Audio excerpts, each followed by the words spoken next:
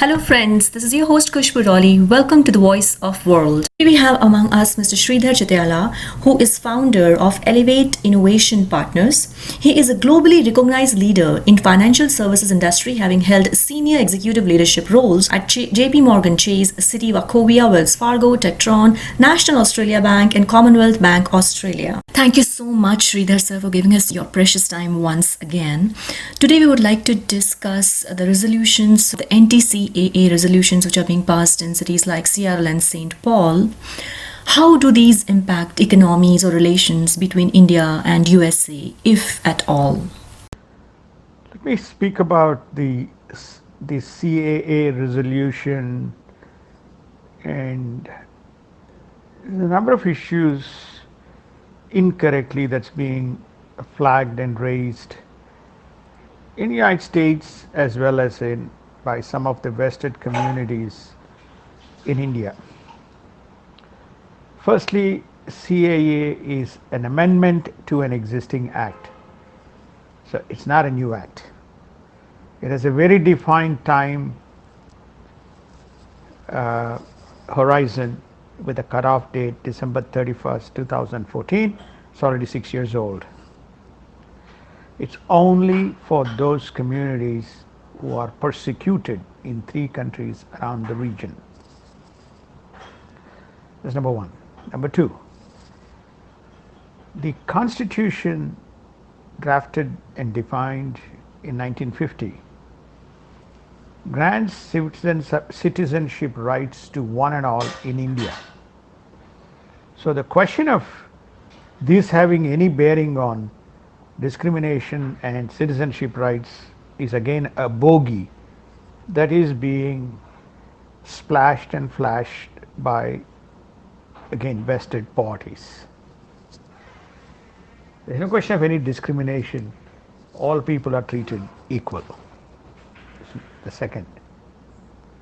As far as the national register is concerned, the national register is a right of every nation. Every nation has got a national register which lists its citizens. So the question of the national register being kind of raked up seems to have no correlation in terms of, again, discriminatory practices. Number 4, Article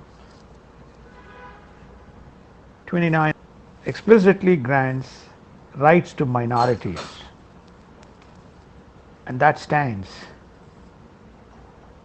And one of the significant beneficiaries of that minority concession is the Muslim community. So there's no question of any perspective on the discrimination aspects, to my best knowledge. Now, with regard to the resolutions that Seattle and the St. Paul Council passed, it just seems like they're talking to themselves and self-satisfying their own respective agendas. None of them have any correlation to the economics of the tie-up between India and the United States, nor it has any hold on what is legal rights and sovereign rights of any sovereign state and the largest democracy in the country, namely India. So usually the trade deals are done between the two governments, and I think the Modi and the Trump government have extremely enormous goodwill and faith on the trade, and a number of deals are being constructed in tech, in defense, in bio and pharmaceutical, including telecommunication. So economics and localized political agendas kind of don't go hand in hand. So that's just the way the economics works between two governments, not between two councils. even assume that there is a democratic government in power, there is enormous interest that has existed in India between United States and between US and India, even under the Democrats. Maybe restricted, but still it's huge. The bilateral trade is somewhere between, is just crossed 100 billion, with United States crossing China as the single large trade entity. In fact, it's the largest trading partner. So that's with regard to the question on trade. Out of the 63 to 65 billion dollars investments that come in, close to 43 to 48 billion comes from United States on foreign direct investments. There again, the relationship between the two nations are intact.